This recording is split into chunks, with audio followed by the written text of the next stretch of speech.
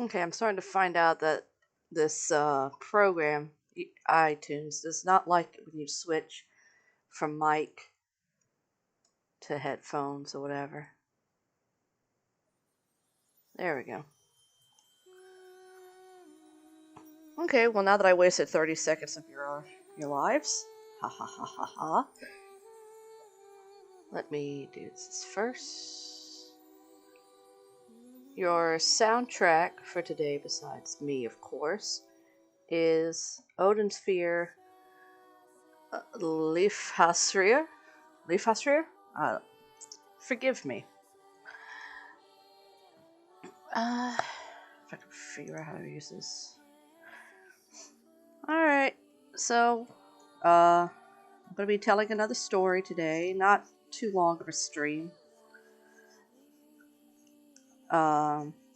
Mostly due to the fact that I have other plans today that involve playing a game, which, I guess it's foolish of me to put a game over anything else, but I just had some stories to tell.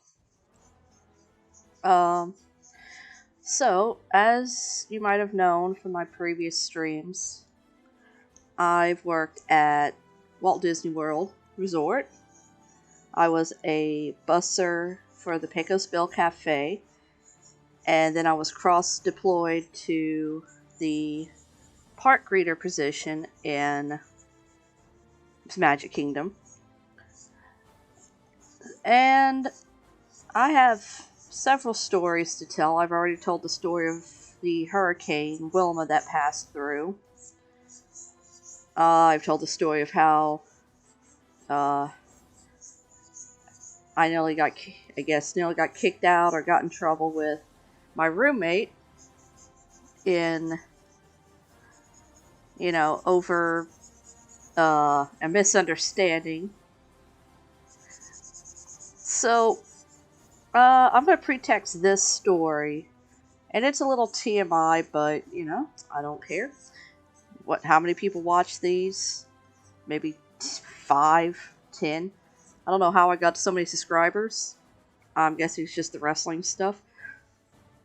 But, anyways, I am a lady, if you can't tell. And I have several lady problems. During my period especially, I have every symptom under the sun. No lie, no exaggeration. Hang on. I talk too loud even though I think I'm whispering. Okay, is this better? A little? Okay. I'm trying not to clip the dang thing. Okay, how about this? Anyways. So, I get every symptom under the sun, like everything. I get not just the cramps, I get nausea, I get bloating, which to me, the bloating often leads to nausea, which is the worst part. I can handle everything else about my lady time, about my period, except those. I'm weak as hell to those.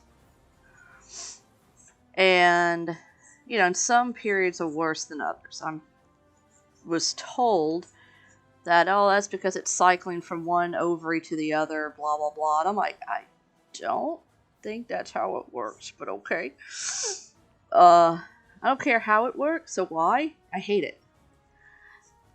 And back then, in the mid to late 2000s, it was the worst. I mean, it would be debilitating. Like, I could not do anything. I could not function. And to those ladies who are unfortunate enough to know what I'm talking about, you'll get it.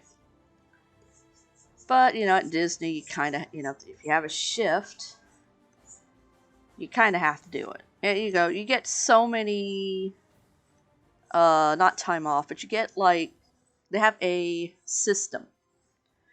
And that system being like a point system. You get so many points added for missing a day, like half a day, it's like half a point, whatever. And then it's like once you hit like 3 within the same month, because it think they either roll over or they disappear the next month. At least that's how it worked from when I was there. You'd be given a warning. And, I, trying to be a good employee, not wanting to miss work, and also, if you don't work, you don't get paid. And you have to find a way to pay for your apartment out of your own money if you don't, So, I was like, okay, well, I'm going to try not to miss work. So, I would go to work, even though I was probably not in a condition to go to work. And I just kind of deal with it. Well, in October, not on Halloween Day, but I think like the day before or 2 days before, because I don't think I worked Halloween because of this, because of what happened. So, it's not looking too good. Whatever, who cares? It's not the important part. The important part's the story. It's not like anyone else is going to look at this piece of art after I post it, like everything else I've done. But it's a good thing I'm not doing art for them. I'm doing it for me. Yeah. Selfish. Anyways, so, this day, like, I woke up that day, and I went into the opening shift, which was not really normal for me. I usually do the later shifts. But I had an opening shift, and I'm like, oh my god, I feel like I'm dying. Oh god, ugh. But you know what? I gotta go in. So I took some pain meds, sucked it up, got on the bus, head out to work. And I show up for the pre-opening stuff. I'm doing all this jazz. And I approach the manager on duty. Not the same manager as the one in the Disney story, but a different one. This one also, this one's nice too. There's like one or two managers that I didn't like. Thankfully I don't have any like altercations or too many stories with them. The reason why I didn't like him is simply because one had a very dry sense of humor, and once you got used to him, it was like, oh, okay, he's joking. But half of the time, it's like, is he joking? I don't think he's joking. Dude just threatened to fire me on the spot. And, it's not really something too many people really want to joke or hear about. Anyways, I'm not going to tell you his name because, one, I don't remember it, sorry. And two, I don't know if they still work there today, and I don't want this to go out and people be like, oh, I heard this happen, and you're a despicable person. It's not his fault. What happened was not his fault. So he was there from the beginning of the day. It's like 9, almost 10. And Pecos Bill is a lunch and dinner place. It's not, there's no breakfast menu, there's nothing. Like, guests might walk in to use the restroom or maybe get some water, but that would really be it.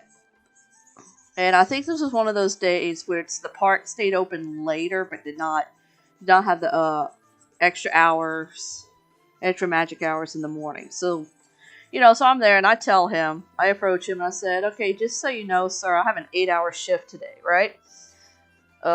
However, I'm not feeling too good, but I'll try to make it as long as I can. He's like, all right, just let me know. Let me know if you need to head out.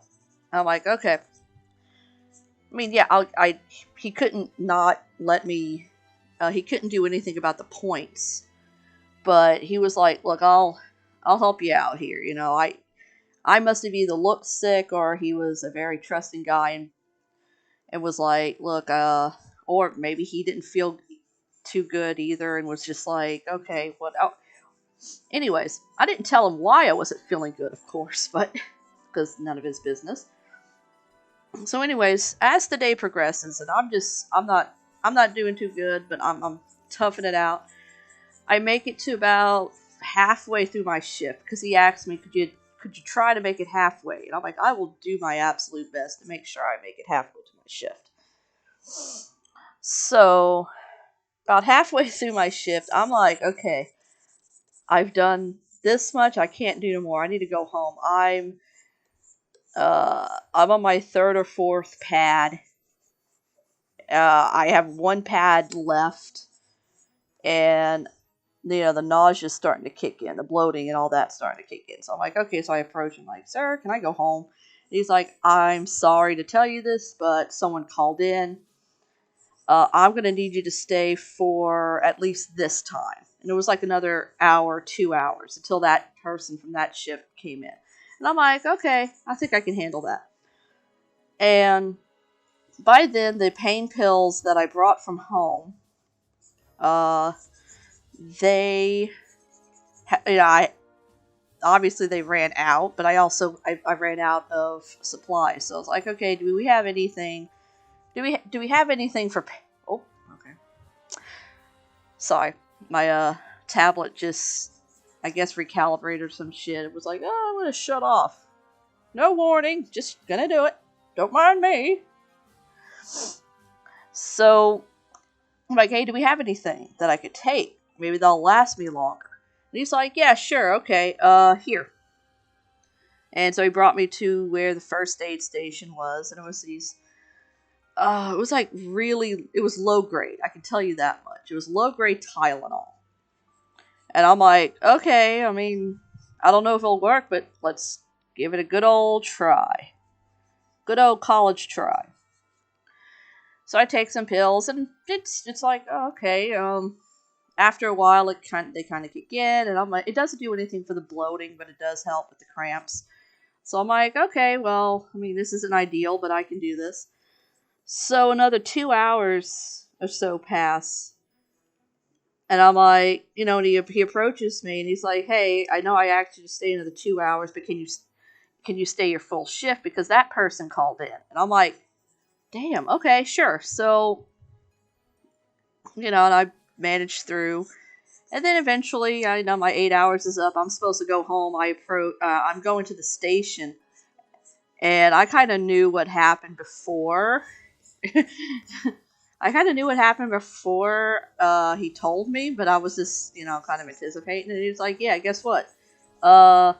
We ain't gonna have another person until like 5 or 6." And we need at least 2 people to close the to do pre-closing. So could you stay the rest of the day? And I'm like, yeah, sure. And I'm looking at him. I'm like, why are you still here? And he's like, because the manager that was supposed to relieve me is also out. And I'm like, or it called in or whatever. He's one of the ones that called in today. And I'm like, damn, we both unlucky. He's like, right.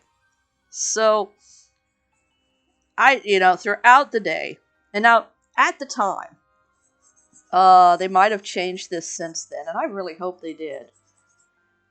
There was, the policy for Disney was free drinks, like from the fountain machine, which, Coke, Coke products, no Dr. Pepper, sadly. Coke products, this, that, but no water. You couldn't, at the time, and I'm hoping they change this, at the time, you could not get yourself water. So, I've been, long story short, and thankfully it was not a busy day, so there wasn't like that much trash hauling to do. So if I could just go in a corner and just try not to die from the amount of pain I was in, it wasn't too bad. But it was still like, oh my god, this is terrible. I was doing all this strenuous work, which, being a busser at least for the Pecos Bill Cafe, is about, oh, this looks terrible. Whatever.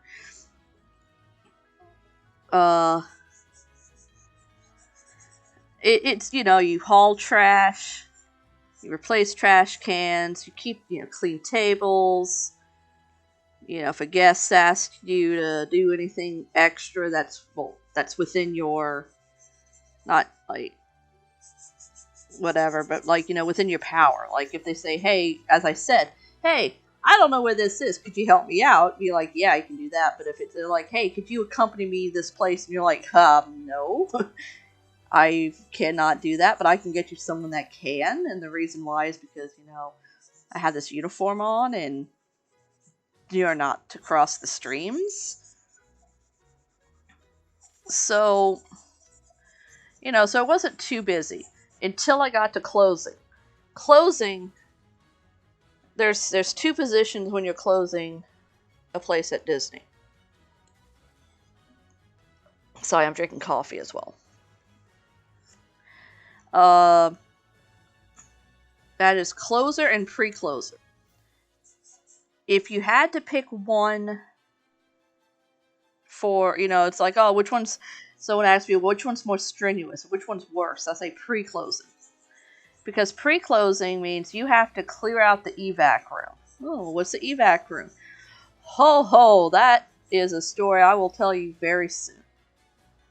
Maybe after this one. But, you have to clean out the evac room. You have to... And that is no easy feat. Because it's about a fairly sized room, but it has... it gets filthy real bad. And no, you can't clean it throughout the day and make it less of a chore. I mean, I guess you could, but then you'd be neglecting your other responsibilities. And, yeah, we don't do that. We don't neglect our responsibilities. Whatever. Anyways, they probably have a more efficient system in hand. So, I had to not only do pre-closing, but I had to do closing. Because the other person who was there, was not trained yet in either closing or pre-closing. So I had to also do, like, partial training with this guy. Poor fellow, right? All the while, I'm severely dehydrated. I've taken, I don't know how many low-grade pills. I have not changed my pad in several hours, and I am a very, very heavy bleeder. And to all the guys listening to this, they're going, oh gosh, so disgusting. How do you think I feel? I was not in an ideal situation, but I didn't complain. I didn't do any of that stuff. I did all my work. And so, finally, it comes to closing time. And all that's left is the walk around. So, which is basically, you grab a manager and they walk around the restaurant to, check, okay, all the trash is pulled, or this or that, and then you take them to the back and you show them the evac room, you show them the parts of the kitchen that you're allowed to clean. Normally we weren't allowed in the kitchen, mostly due to, one, we're not people qualified to be in a kitchen, and two, we were working with trash. You don't want someone like that in your kitchen. They had a different group of individuals who worked on cleaning the kitchen, and it was not us. So, dupe. So we're doing the walk around, right? And at this time, it is, I want to say, okay, so I've been there for about 13 hours, all right? I'm going to cut to that chase. I'm not going to do the math. I'm not going to tell you what time, but I was there 13 hours. Dehydrated, probably over-medicated, despite it being a low grade, because I know it's like, oh, it's low grade, that means I could take more, yada, yada, yada. Just take it when I'm in pain, and I wasn't paying attention to how much I was taking. Fighting exhaustion, fighting a pre-existing condition, because the pain pills just stopped working. And it was October, but it really doesn't start getting cold in Disney or in Florida, and like really cold, until about November, like mid to late November. We didn't get cold, and we didn't get any chills or anything or it didn't start cooling down until the hurricane hit. Which was, God, it had to have been in November.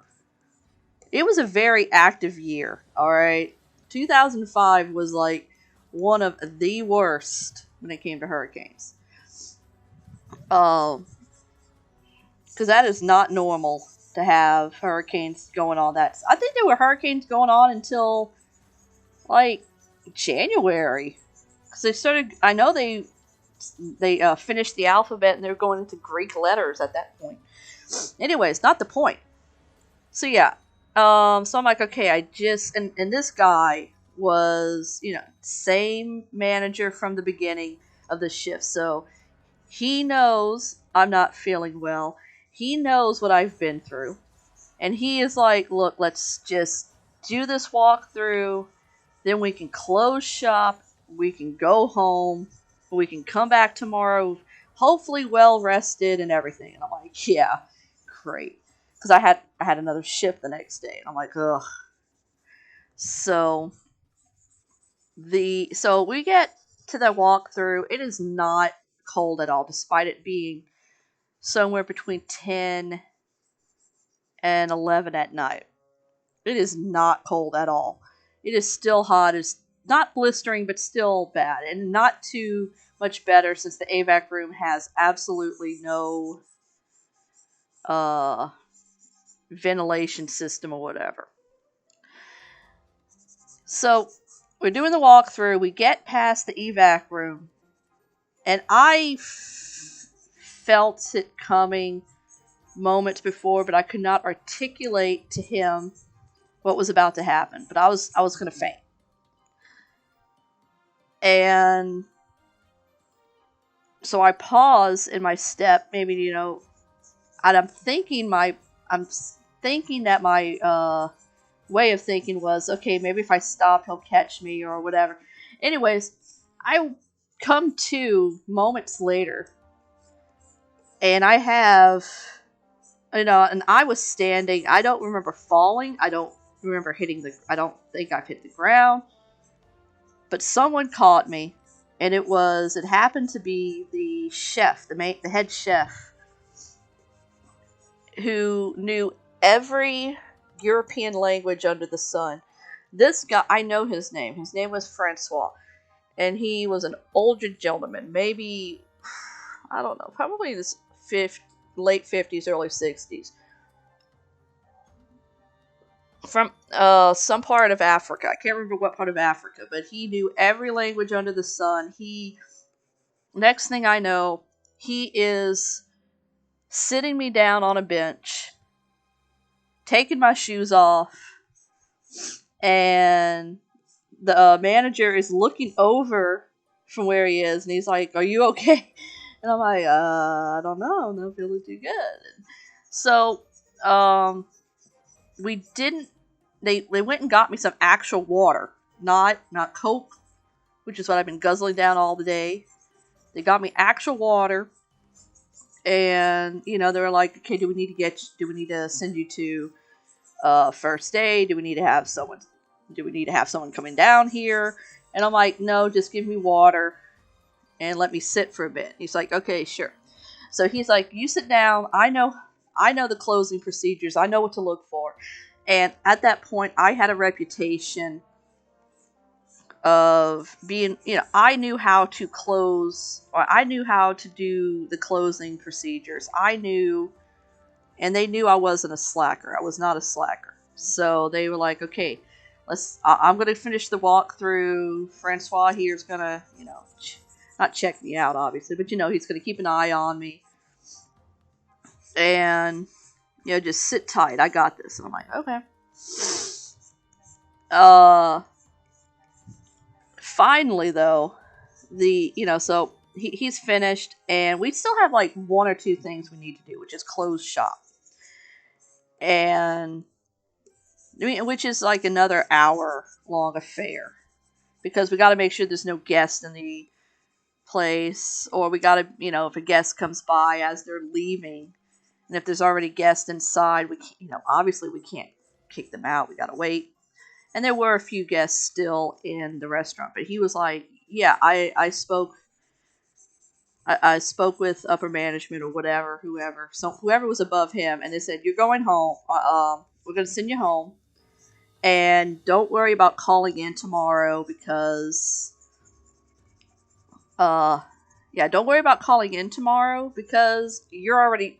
They took you off the schedule, so stay home tomorrow. And if you still need another day to recover, take another day. Which I ended up doing. I ended up taking them up on that offer. And I didn't get penalized. So, and they're like, okay, well, do you need help walking to the bus? Because I was in Frontierland. And I needed to get to Fantasyland. Let me see how that looks on the other screen. It looks okay. Whatever. I'm too harsh of a critic, I think. So, and I'm like, no, I can make it home. Because by then my pride was kind of tarnished, and it was kind of embarrassing. And now they kind of knew, because I had told, we were talking about it, and I told them I'm on my period, and both Francois and the manager were like, oh, so not only was I severely dehydrated, in pain, nauseated all day, but I was anemic, and possibly a couple of pills away from not overdosing, but getting to that point where it would be a little dangerous. So I went, I made it home. And my roommates, they got a couple of words out of me, but they didn't realize what happened. But I was like, okay, I know I should go to bed, but can I borrow y'all's bathroom? Because there were 2 bathrooms in these apartments. But my bathroom was just a shower. It's a toilet, sink, whatever, faucet, and a standing shower. And I'm like, y'all, I need a tub. And they're like, okay, cool. You can use it. I was in there soaking in the tub for so long. They were, at one point they were like banging down the door like, Stacy, we're coming in there. You all right? And I'm like, I will live, but I'm in extreme pain. And so, and as I said, I took 2 days off, and that was like probably not the worst period I ever had. that one only felt bad because the fact I was dehydrated, probably close to overdosing, closer than I'd ever want to admit to it. Because my dumbass didn't stop paying attention. But that was the time when I got myself 2 extra days off. And all I had to do was put myself in a bad position. Would I do it again? No. Because the trek home, through the underground, through the utility corridor, because the trek through the utility corridor, the ride home, and just the general amount of pain I was in was not worth it. And so after that, I kind of been more self-conscious about not only how much pain pills I'm taking, but which ones. Because it turns out Tylenol does absolutely nothing for the bloating. And that's what gets me. Because if I can catch it before the bloating gets too bad, I can probably do well. Anyways, y'all aren't here for that.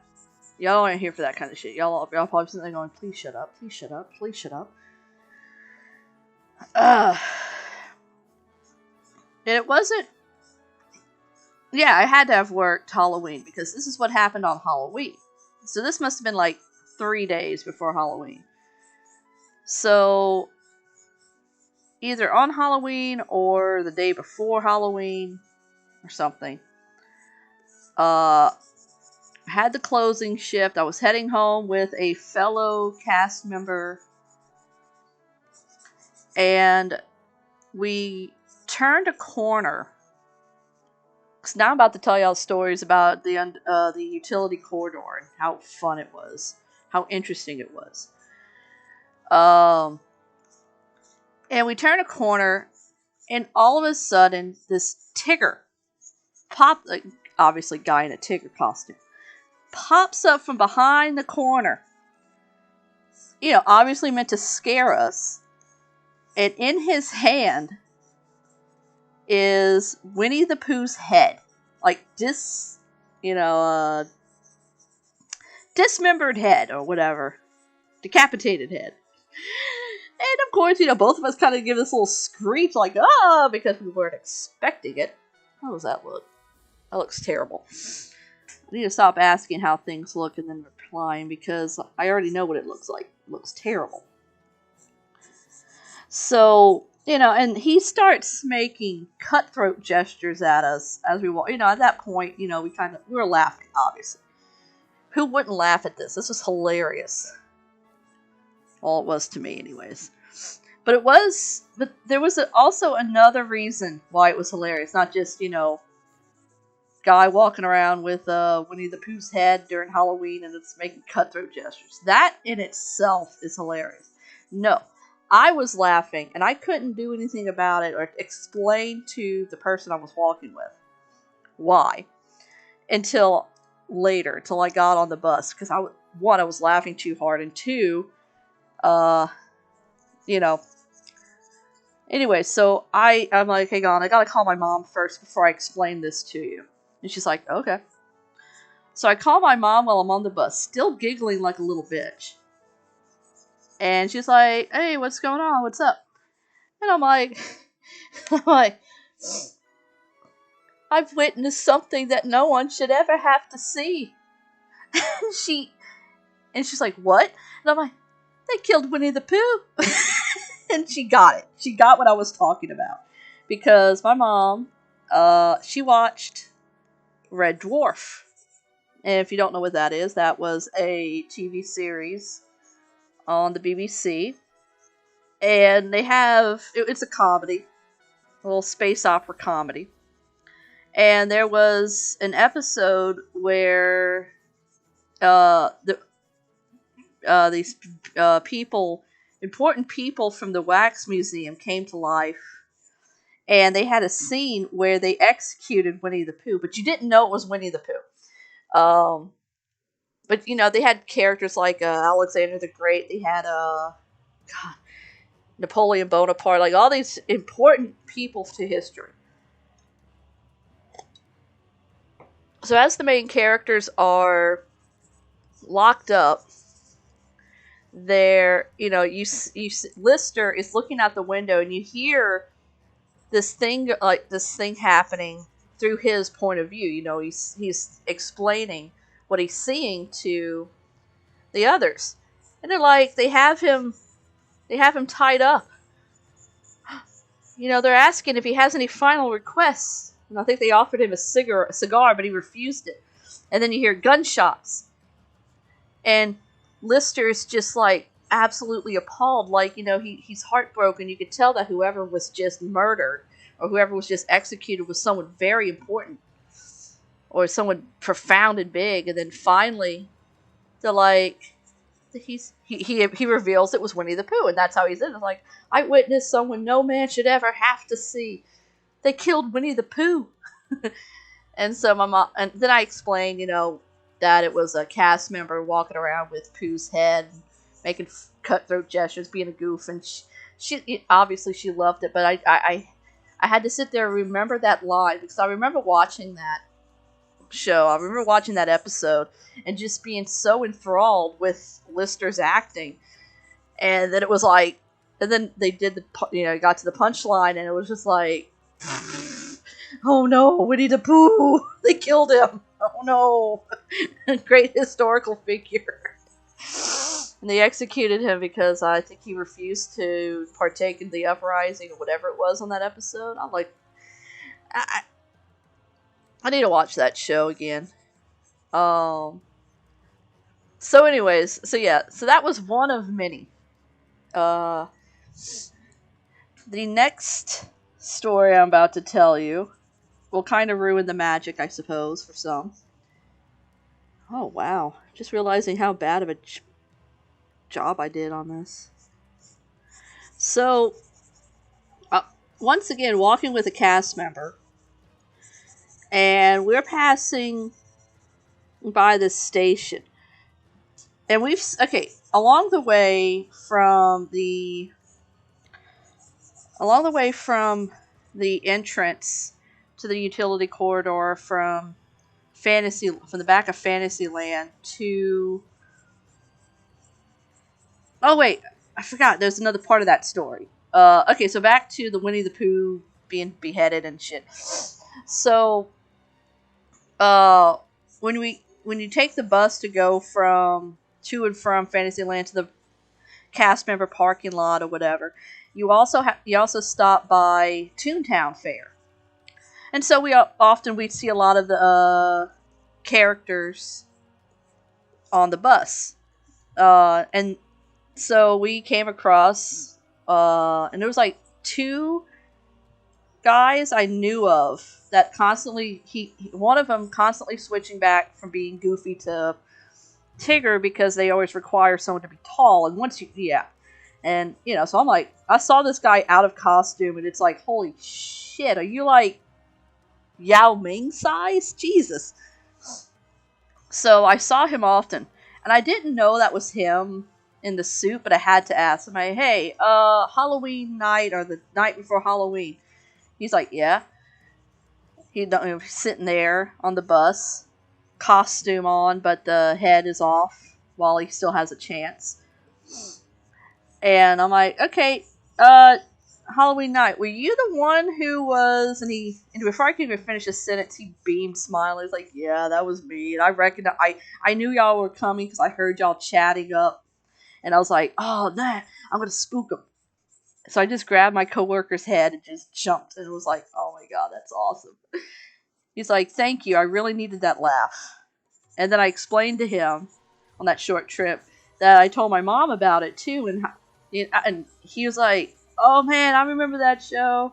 It just hadn't occurred to him that, it was Winnie the Pooh and everything. That, he didn't even think about it. He just grabbed the Winnie the Pooh head before she could object. So, okay. Great story. Fun story. Love it. To that guy, I hope, if you're still working at Disney, you're awesome. You're probably the best Tigger and Goofy that ever existed.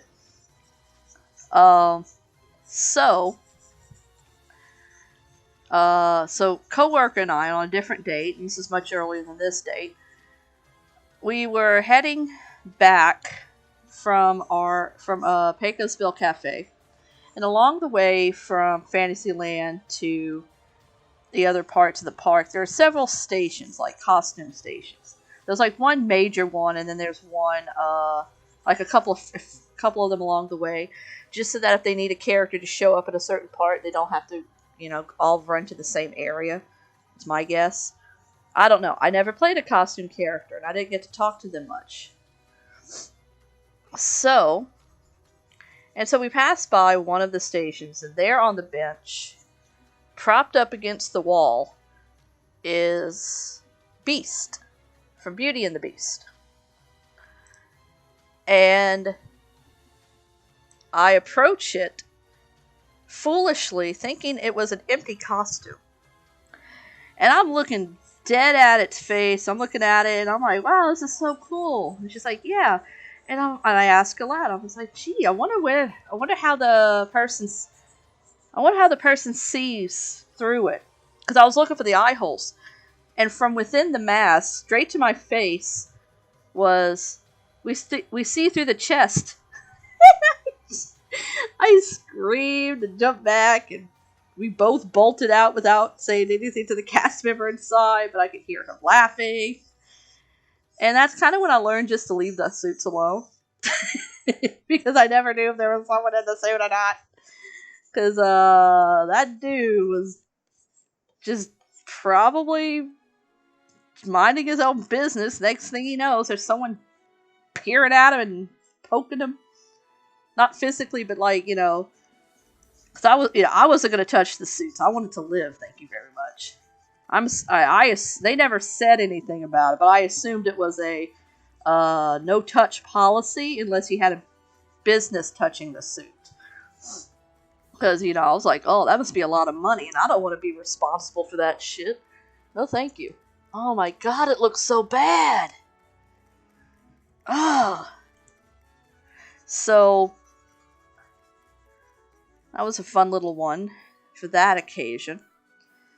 And I learned that day that the person in the beast suit, also probably tall as sin, would, could see through the through the chest. Which once looking at it again, if I looked at it again, I could probably see, oh yeah, I could see how they could see through there. It's easy. But at that point, I was just like, oh, okay.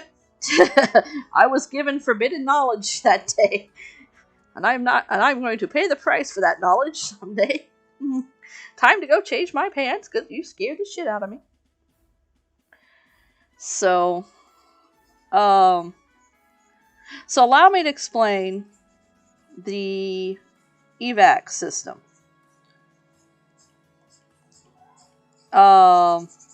It is a tunnel system. A series of tubes like the internet. Haha. Going way back with that joke. So, the way that the trash system works in the Magic Kingdom, because it's underground, well, utility corridors, underground, blah, blah, blah, that jazz. The way that the trash is done on a normal day, assuming nothing happens to it, is there's a long tube that goes all throughout the park. And it's called the evac, like electronic vacuum. And as you might guess, it uses it's stationed all throughout the park, and every 15 to 30 minutes, whatever time, I can't remember what timed interval it is, but it is a timed interval. It will start up, and it will basically suck the trash from all the locations and bring it back to one location, one central location. That way, cast members don't have to spend too much time trekking around garbage in the underground. It's efficient when it works.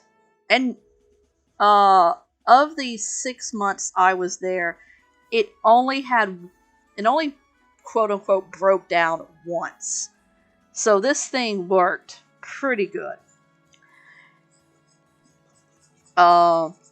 So at Pecos Bill Cafe, I don't know where it is stationed anywhere else in the park, but the one in Pecos Bill Cafe was behind the restaurant, obviously, out of sight from the guests, and the room was maybe less than a bed, it was about dorm room size. Ugh. Sorry, my coffee got cold.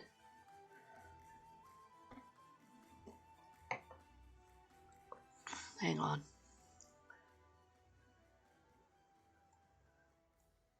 Okay, so so I had to finish off my coffee, and it was super cold and gross. So and every 15 minutes, it was like dorm room size. And there was a big receptacle, whatever, located there, in not in the dead center of the room, but it was up against the wall. It looked like a chute, like a big old circular trash chute. And above it was, and above it was a light, and it was both visual and audible when it was warning you that, hey, I'm about to turn on, I'm about to activate. And I can't tell you if this is actually true, or if it was something that was told to us during training to kind of enforce this idea that, you know, someone needs to be there, or to remind them that someone needs to, or to make sure that the lid is closed when this happens. You know, and so it's like, yeah, if you have the lid open, then all the trash and all the park will be sucked through. You know, it'll start suctioning, and then, you know, the suctioning will start. And if one of them is opened anywhere in the park, it will go straight to that area, and it will, oh gosh, it will shoot trash and cover this entire section of the park. And if they find out who is responsible for this, they, you know, it's like an instant, you know, you're going to be fired instantly. Instantaneous fireization. Termination of your job. And, you know, basically they were like, don't ever let it, you know, make sure that the lid's closed. Now, I don't know if this ever happened, or if it would happen, if there is any other safety precautions that would have happened that would have prevented that from happening. But once, you know, the way that they described it at the time during training, it was like, oh, don't, it doesn't matter if it's true or not, don't leave it open. I mean, I don't know how much more simple things you can make it, just don't leave it open. Otherwise, you're terminated, you're fired. All of Frontierland and Adventureland, because I think we shared the closest one, will be covered in trash, and you will be terminated. And they didn't, if you were terminated, you weren't, you know, you had to find your own way home. Which is not a fun time. Because even back then, plane tickets were expensive. And it was not something that you wanted to do. So, hang on.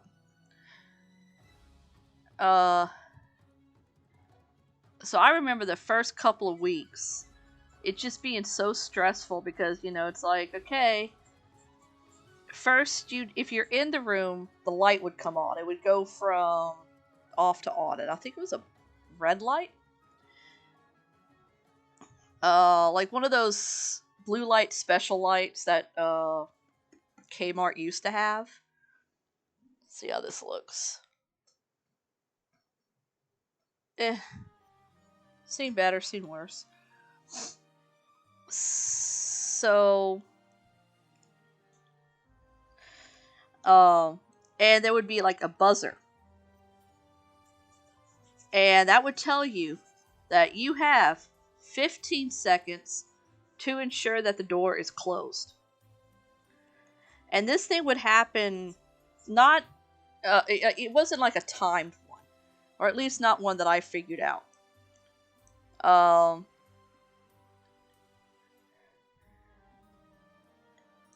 And I think there would be like, if one was open, it would do another sound, like another loud blast.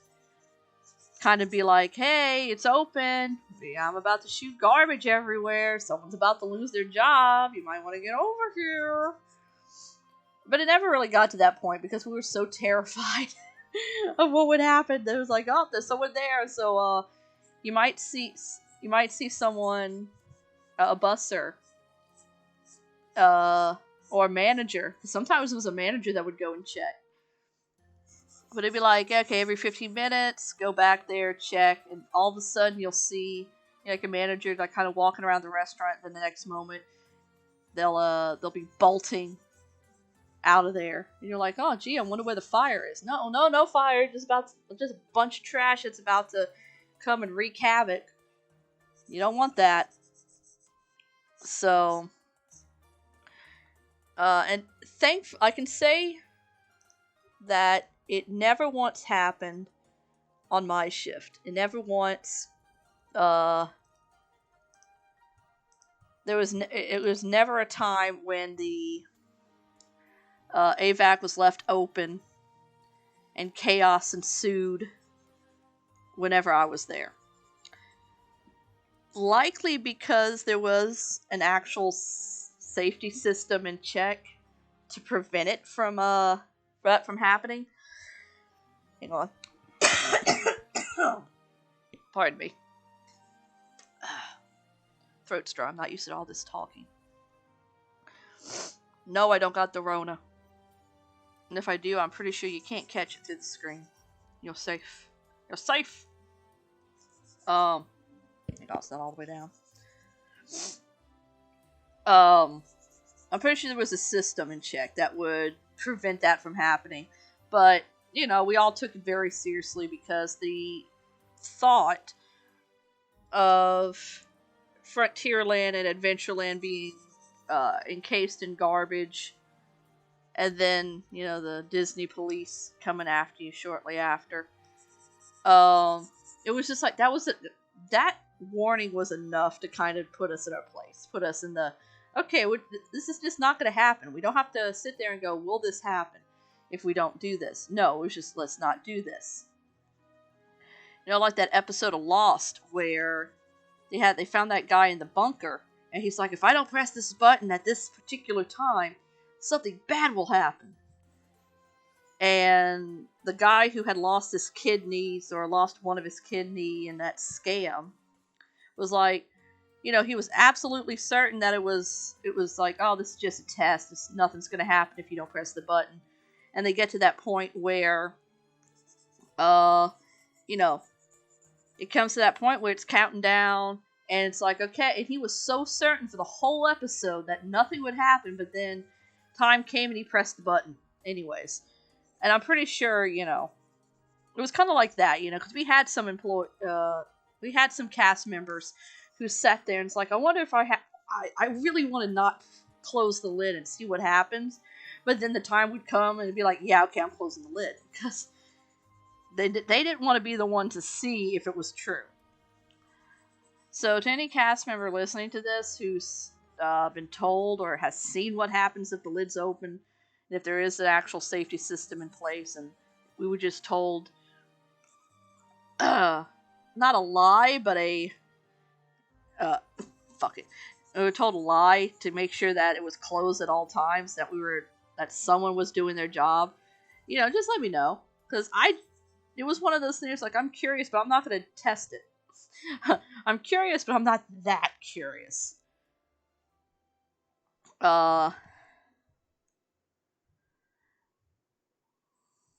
Okay. Well, as I said, I was there for 6 months, and one time it did break down. So what did that mean? Well, that means that all the garbage we collected, we had to physically bring it downstairs, which there's an elevator, thank God. We put it in this giant bin, and then 2 of us, because it was a really heavy thing, would walk over to the central, where all the trash goes to. I never made that trek. I wasn't one of the ones that was told, okay, do that. I lucked out. I was told, okay, you're working this section of the restaurant. Leave the trash to the nice, strong gentleman that we have, or whoever. Sexist, but, you know, I wasn't gonna call him out on that, because it's like, oh, good, I don't want to. I mean, I like to trek around underground, but I that's not something I want to do, because one of the employees accidentally dumped it, and then they had to clean it up, and it was just like, yeah, no thank you. Not something I feel like I want to do today. Or ever. Okay, let's see. I gotta fix this, because this is bothering me. So, I really wish I could remember where they sent the trash to, like what part of the park. I want to say it's probably everything else and it being Fantasyland. Probably not. Excuse me. See how it looks on that screen. Yeah, it looks okay, I guess. I mean, it looks okay on my monitor, but whenever I look at it on my, well, you know, my tablet monitor, but when I look at it elsewhere, it's kind of like, not so good. Okay.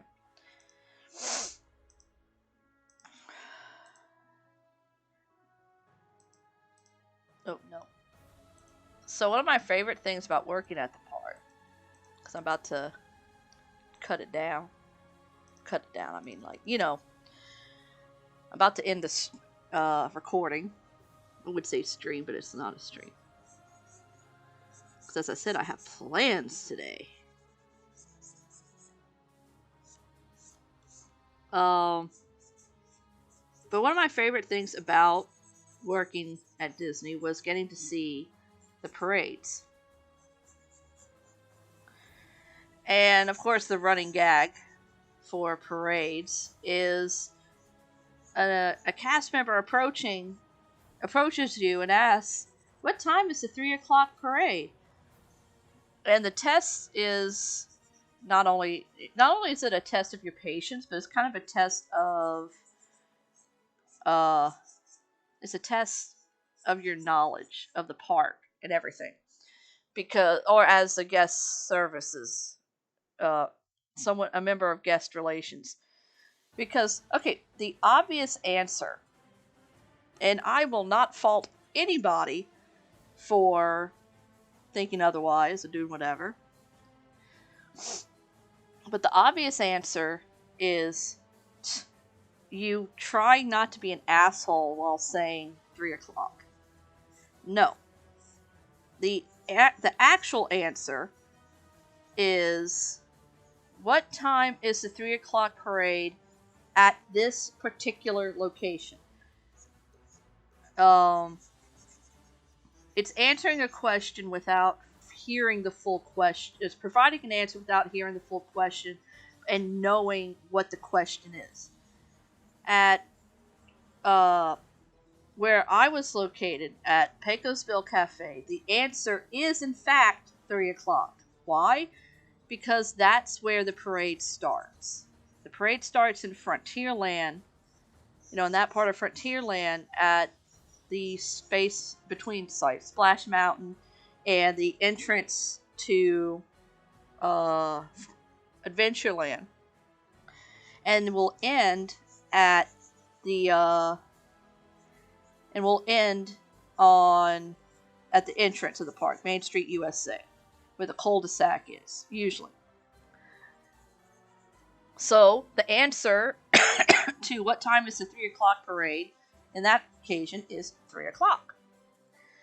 However, anywhere else in the park, and the answer is going to change. Because, obviously, if it starts at 3 o'clock in one place, it can't be 3 o'clock there because it takes a while to get there. Man, that coffee messed me up. Wasn't coughing until then. So, that being said, like if I was, let's say, as a cast member, if I was stationed at the front of Fantasyland near the castle, and a guest approaches me and asks, "What time is the 3 o'clock parade?" The answer would be around 3:10 or 3:05 at the earliest. It depends on how fast they're moving that day, which, because the parade usually, once it hits an area, will last about 15 minutes. Usually. Like, there may be some delays or something. Should a certain occasion arise, which sadly has happened to my knowledge. And it's not something you ever want to happen, but, and I'm glad I wasn't there for it, because that probably would have wrecked my day. Like, I don't want to work anymore. You know, someone died. I don't want to work today. Or, you know, if there's like a traffic jam or whatever. But usually they're streamlined. You know, it starts at a certain time, it'll end at a certain time, barring any unforeseen circumstances or any other delays that might happen. And then if you're at Main Street USA or something, then it'd be obviously closer to 3:15 is when the parade would actually start. The parade will get here at that time. How's that looking? Oh, not looking too bad. Then later on at night, we would, because the parade that went on during that time, the daytime parade was the Share a Dream Come True parade, which I don't think they do anymore. I think now it's like something else. I don't know. I couldn't tell you. And at night it would be the Spectral Magic parade, which is a complete opposite of the Share a Dream Come True parade. In fact, in the sense that it starts at the entrance to the park in Main Street USA and then ends at Frontierland. And that one, the time would probably, depending on how many parades they would have that day, and what day it was, or what occasion, not so much occasion, but like if it's extra magic hours, there might be 2 parades as opposed to 1. And that one would change. That one, they never approached us with, what time is the 6 o'clock parade? Or what time is the 8 o'clock parade? That one, they would actually say, what time is the Spectro Magic parade? So that one was always easier to answer, because it wasn't tempting us with being assholes. Which, please try not to be assholes. You gotta understand, some people, by the time they get to that part of the park, they're just kind of tired, or they generally don't realize how silly they sound, or how silly it sounds to say, hey, what time is the 3 o'clock parade? And it's like, could you ask that question again, except slower? It's like, please don't do that to guests. I mean, I'm not one of those that believe that the customer's always right, but as someone who has attended the park both as a guest and as a cast member, and has been a cast member and worked, it's like, yeah, I know why people say this, you know, or like, you know, it's like, oh my god, why are people so rude when they get to the restaurants? And it's like, look, have you been inside a Disney park? You know, have you been inside of a Disney park or a theme park in general?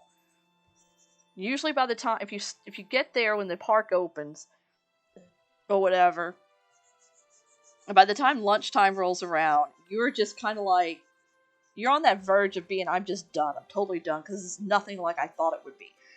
You know, not saying you're disenchanted, but at the time, you just kind of overwhelmed. And trust me, I have been there. I have been overwhelmed. Like I said recently in in another recording or stream, you know, when my brother and I were just so done with Disney, and it's like, oh well, we already came to the Magic Kingdom. We don't want to waste our time. We don't want to not do anything. So what do? We went on the People Mover, because we were just done with everything. It was like, I don't want to go on Space Mountain. I don't want to go on a ride. I don't want to do this. I want to relax in the park. And what better way to do that than with the People Mover? You know? Or, you know, just some dark ride. I could see why some people like, what's it called? Forgive me. It's a Small World. You know, they're hot. They're tired. They don't want to move. And it's like, you know what, I just want to chill out for a bit. And that's that's a good ride for that, if, you know, you could tolerate hearing that song over and over again. But you'll be surprised what you can tolerate when you're kind of just in that F it all mood. Which, trust me, by the time guests got to Frontierland, Adventureland, A lot of them are in that just shut up, leave me alone, I want to eat or something. And it's like, look, dude, I totally get that. I absolutely get that because that's me when I get to the parks or whenever. So yeah, trust me, I no hard feelings there. I mean, and then there's also like, it's not one of those, oh, let them walk, you're letting them walk all over you. It's like, no, I just kind of understand what they're going through, and it's not a battle I am willing to fight. And then there's also like a like, what's an acceptable thing, or reaction, like someone being tired, and it's like, okay, we'll get them some food, have them sit down a bit, have their kid, you know, wind down because their kid got overstimulated. Hell, I got overstimulated at times. Yeah, just let them do that. And then there's complete and total assholes like Little Miss, how to put this politely? Little Miss Karen, before there really was Karens. Her going, oh, why is the 3 o'clock parade not happening at 3 o'clock when there was a fucking hurricane in the beginning of the day? Blah, blah, blah. There's reasonable, there's being reasonable, and then there's being a Karen. Being tired by the time you get to the restaurant or get to the further ends of the park, if you started out at, Tomorrowland or whatever, and you worked your way here, okay. Being a Karen is just, like, never really acceptable. There's being a customer / guest, and then there's being a Karen. Don't be a Karen. Be reasonable. What else could I bitch about or talk about? I don't feel like I'm bitching. I feel like I'm just talking.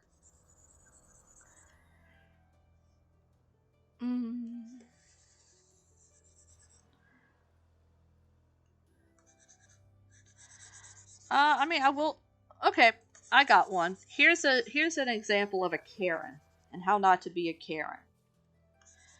So I was working park greeter, and I was there for rope. I was working rope drop, like quite literally rope drop. Because I was there on one side. There's two sides once you get through the entrance, and so I was working the side that would lead to, I want to say, the wheelchair rentals, that area. And so they had extra magic hours in the day, earlier on in the day. And I'll fix that later because I don't really know. There we go. So they already had guests in the park. By the time the regular guests and attendants were showing up, there were already guests in the park. The guests that were in the park were the guests that were at a hotel, had booked a hotel room, or booked a hotel, or booked themselves into the resort. That's, as one of the perks of choosing to stay on Disney property as opposed to getting a hotel outside of the property and then driving there. Yes, you're paying a lot of money for it, but one of the perks is that certain days and times you get to go into the park before anyone else. And it happened to be one of those days. And so they had guests already in the park. We weren't at nowhere near full capacity, by the way. But they had a lot of people doing wheelchairs or stroller rentals. And so that area, that section was kind of clogged up. And so my manager comes to me and he says, hey, as they're doing the opening story sequence, whatever. So I just noticed a problem. I'm going to fix it. I don't know what that is, but go away. He's like, hey, we're not going to be able to open this section. We're actually going to keep this closed, so I want you to inform the guest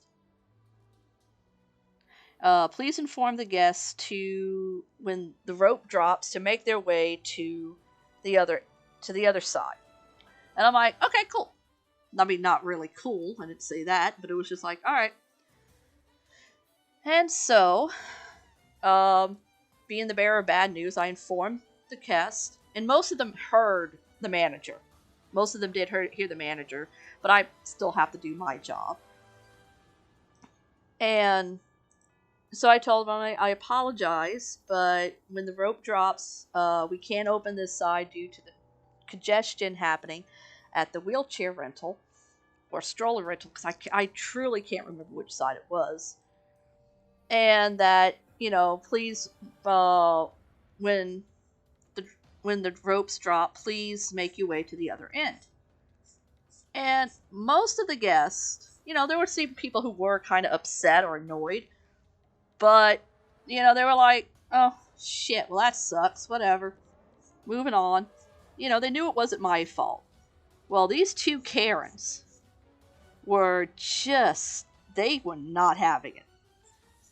They were like, well, how is it that they get to go in before we do?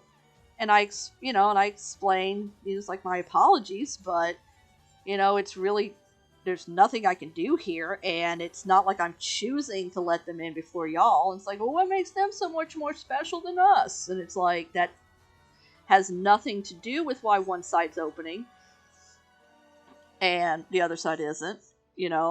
I explain again that due to congestion, you might get caught up in traffic, and there's people there who, may not want to be, ran over by guests just trying to get a goddamn wheelchair or a stroller for their kid or their loved ones. But, it was, I kind of knew it was one of those cases where nothing I could say or do would appease them, right? And it got to the point where other guests were kind of like, yo, please chill out. It's not her fault. That's just how things are. Calm down. No one is not letting you in the park. And all because that they would have to wait a little longer to get into the park. And so they had the opening ceremonies. They had this whole song and dance number going on. And they're missing it because they're too busy bitching at me, and eventually my manager shows up. And he's like, okay, what's the problem here? And they explain what the problem is, and and I'm expecting him to be like, oh, my apologies, here, we'll let y'all in, or whatever. I'm expecting him to, do whatever he can to appease the guest, or, because it's Disney, well, one, I guess, good customer service, and two, appease the guest, or whatever. And it's Disney, and, it wouldn't be the first time. What I'm saying is, it wouldn't have been the first time a manager told me to do one thing, and then caved at the slightest bit of pressure, and then threw me under the bus for it. Which I never took personally, or if I did take it personally, I didn't take it personal for long, because it was just like, it's not worth getting upset over. Because what are the odds of me seeing these guests in the park again after this point, right? Because that was one of those weird days where I didn't have to go to Pecos Bill shortly after. So I'm like, well, once I'm done dealing with them, I'm done. And if they do try to make a scene about it, I'm pretty sure I'll have security on my side. So I was expecting him not so much to cave, but, just to be more, to placate them. But he was like, no, sorry, we're not opening the gate here, because as you can see, we have a congestion here. If I open the gate here, it would just make it worse, and y'all would be waiting even longer to get into the park, because y'all would be caught up in that congestion, as opposed to if you just walked to the other side. And he even told them that, nothing's stopping them from going to the other side now as they speak. But no, that was just it. And they were pointing at me saying, she's ruining our vacation. We paid good money for this, and blah, blah, blah, blah. And now my vacation is ruined because I can't get into the park quicker. And, and I'm holding my tongue. I'm just sitting here like, oh, okay, weirdos. If this is all it takes to ruin your vacation, then, you got bigger problems than what's being presented here. And I almost pity you. So finally, the celebration, it ends. They drop the gates on the other side, or drop the ropes on the other side. Those women looked at me in clear defiance and removed the ropes themselves. They dropped the rope on their end themselves for just them, walked through, staring at me all the while. And then, as I was saying, as I was about to say, well, have a magical day, because, it's like, what am I going to do? Stop them? What am I going to do? Call security on them? I don't go here. I wanted them gone. It's like, okay, whatever. And as I was about to say it, lo and behold, they get caught up in the congestion that we were trying to avoid them getting caught up in. And I shouldn't have done it, but I did. I should have kept my mouth shut, but what I ended up doing was, shouting to them as they were being held up by so many other people. In a situation that we were trying to avoid them getting caught up in. I said, have a magical day! And, should I have done that? No. I should not have done that. And I the minute I said it, I was like, I was expecting that. And the manager, who, he as the crowd calmed down, we were moving, it's like, okay, we're going to open this side now. It's cleared up. And as he was doing that, I told him, it's like, hey, sorry you had to like deal with them. And he was like, I should be apologizing to you for that, because that was ridiculous. There was no reason why they should have been that upset, but they probably have more going on in their lives than this. And I'm like, yeah, sure. And then he's like, and did I hear you correctly? And I'm like, what do you mean? Like, did I hear you correctly as they were caught up? Did you tell them to have a magical day in that tone of voice? And I'm like, yeah. He's like, okay, just, you do me proud. Just be a little more careful next time, in case someone else hears it and gets the wrong idea and I have to write a report. And I'm like, okay, thank you. So yeah, don't be a Karen. Yes, it's your vacation, and yes, you've spent a lot of money on it. But there are certain things, like, there's things that are out of your control, and there are certain expectations. You missing out on rope drop, or you being, you have us having the audacity to tell you have to wait a whole whopping, not even 10 seconds. It did not even take 10 seconds for that side, for everyone to get in, for it to clear up. It was not that big of a deal. And yet, the way they carried on, you would have sworn that I just told them they're not allowed to enter the park at all. So, I hope those Karens enjoyed the rest of their day. Getting caught up and waiting longer than they really should have. All because, God forbid anyone tells me how to enjoy my vacation. Or, God forbid I think about anybody else but myself. And you know what? If they did have other issues before then, I hope they got them resolved. Because no one should have to go to Disney World or any vacation or anything like that. No one should have to go in there and feel like it's going to be ruined. You go on vacation, you kind of just want it to, you want things to go right. You want things to go fun, and I want it to be fun for y'all. Like, what's the point of y'all spending all that money paying for my rent if y'all aren't even gonna have fun with it? Anyways, I think, yeah.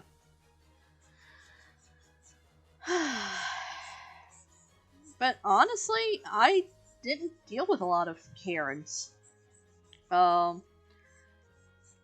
I don't know if it's because I just got lucky, or I had such good customer service qualities that I talked them out of it, or if I just was not in position to where they would be predominant. Because I was there at the entrance to the park, and the only thing they're thinking about, for the most part, is, I want to get in. I want to get in. I want to get in. Why aren't you letting me in? Why aren't you let me in? Why is this not going faster? Why is the park not open? Blah, blah, blah. Or, and I never really had to deal with too many bad ones. Once they got their fingers scanned, or once the gate was dropped, they were like, okay, cool, bye. And I was an afterthought. Like, I'm pretty sure I didn't show up in those women's thoughts, like, at all for the rest of their trip. They just made a big deal about it, but, I'm pretty sure I don't even exist in their realm of memories. Which, after I kind of figured, came to accept that, I'm like, okay, sure. Yeah, okay, guests gonna get mad at me, but are they really gonna remember any of this once they get into the park and enjoying themselves? No. So why should I let that bother me? Easier said than done, of course.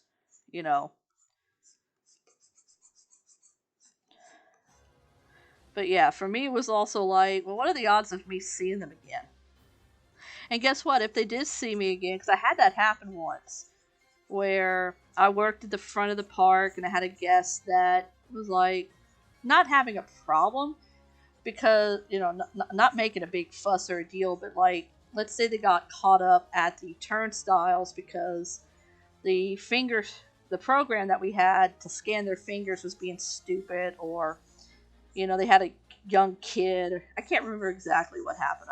I just remember him looking at me and doing a double take, when he saw me again later that day at Pecos Bill. And I'm like, what I could have done, of course, was feign ignorance and be like, no, I don't know what you're talking about. But no, I saw his look and I was immediately like, yes, that was me in the front of the park.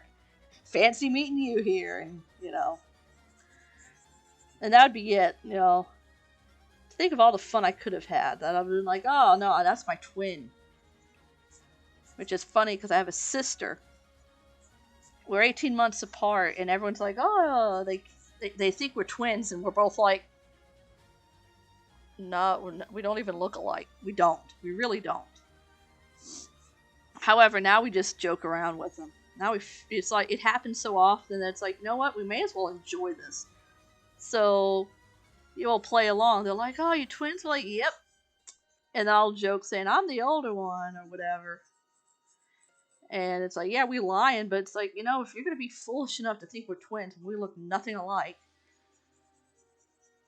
because, my sister looks more like my mom and I look more like my dad's side of the family, or something like that. It's like, no, there's no way. We are not the Olsen twins. We are not identical. We are 18 ding-dong months apart, and now it's just like, well, might as well have fun with it. Everyone thinks we're twins. We may as well go along with the joke. I mean, anyways, and those who know us, who know better, are like, y'all mean. It's like, well,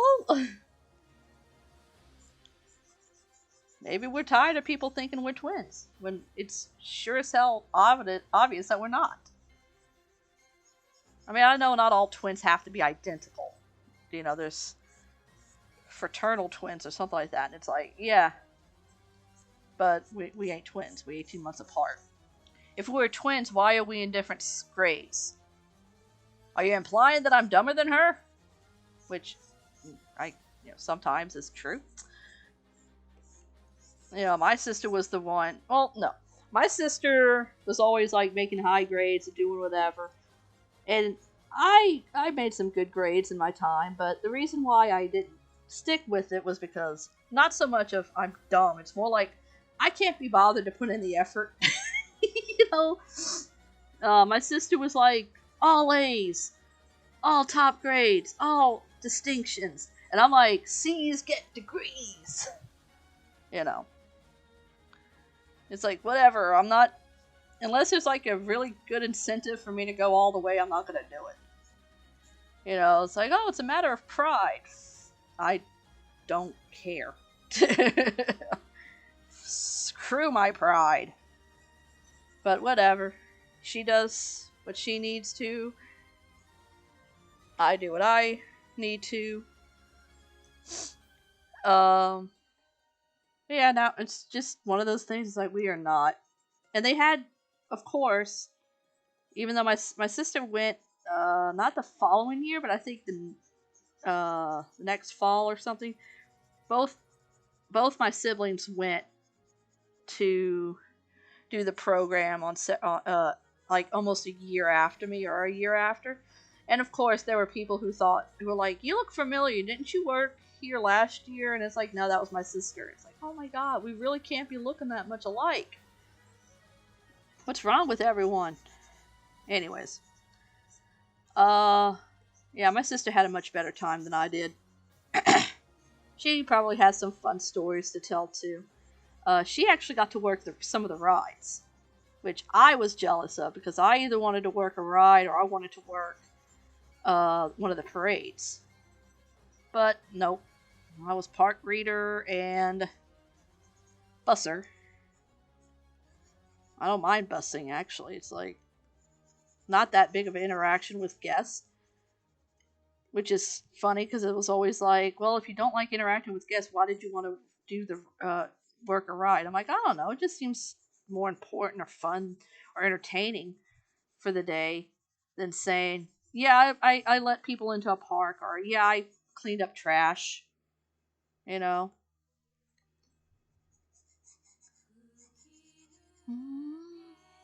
I think